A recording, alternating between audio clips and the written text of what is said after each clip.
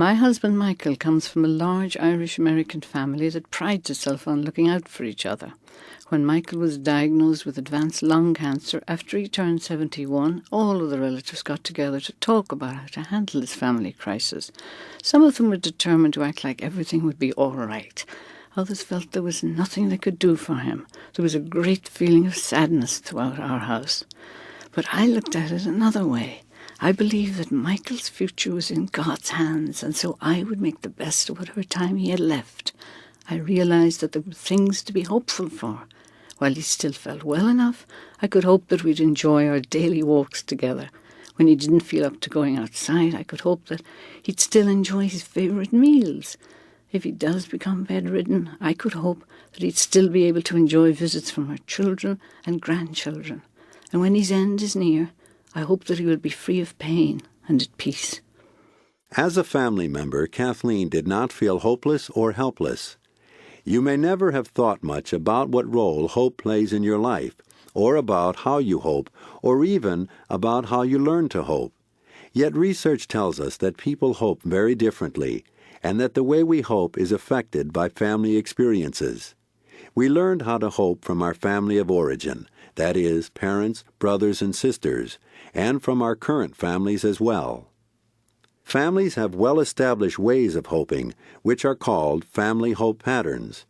They contain your family's values and standards regarding hope, and ways to maintain hope. For example, some families use a religious or spiritual basis for their hope.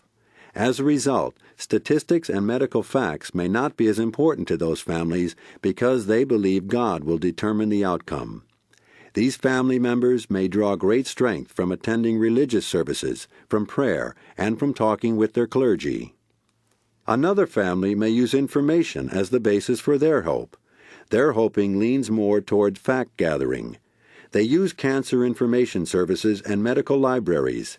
Information gives them a sense of control and hope. No one family pattern of hoping is the best or most useful.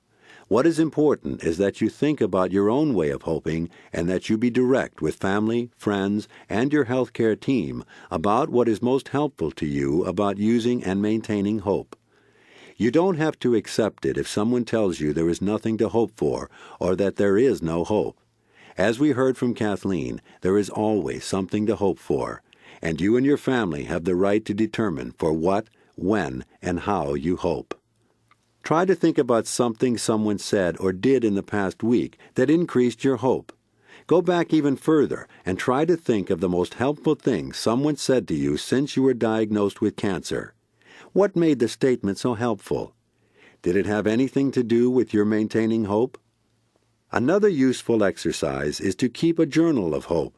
All you need is a notebook or several sheets of paper. Your hope journal should have several headings: the date, a column for people's names or the source of your hope entry, and a section for writing what was said or what you found that was hopeful and helpful to you. Hope comes in different forms. It may be something someone says.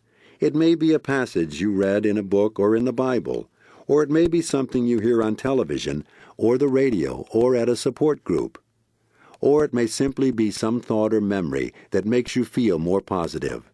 The most important part of keeping your hope journal is to review it often. In cancer survivorship, advocacy does not stop with standing up for yourself. While it begins with you, it may broaden to include advocacy on behalf of others. As you become a veteran cancer survivor, you may find that you want to give something back, to share some of the wisdom that you have gained to feel more positive. The most important when people find out you have had cancer, they may call you and ask you to speak to a family member or friend who has been diagnosed recently. If you are comfortable speaking on a personal level, talking with the newly diagnosed person can be an act of advocacy. Other ways that you may want to use your personal experience to help others include starting a support group in your community, speaking about your cancer experience to community groups, making sure your library has up-to-date resources on cancer, speaking to medical, nursing, and social work students and to employers and employees about your cancer experience, telling your story publicly to the media or your congressional representatives to help change public opinion and policy about cancer.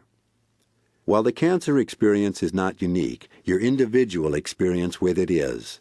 Your age, your previous experience with illness, your cultural background, your job and resources, and many other circumstances affect how you respond to having cancer. As a cancer survivor, you need to become your own best advocate, even if this means having a loved one or friend advocate for you. In order to do that, you can develop survival skills that will help you maintain the highest quality of life possible after your cancer diagnosis.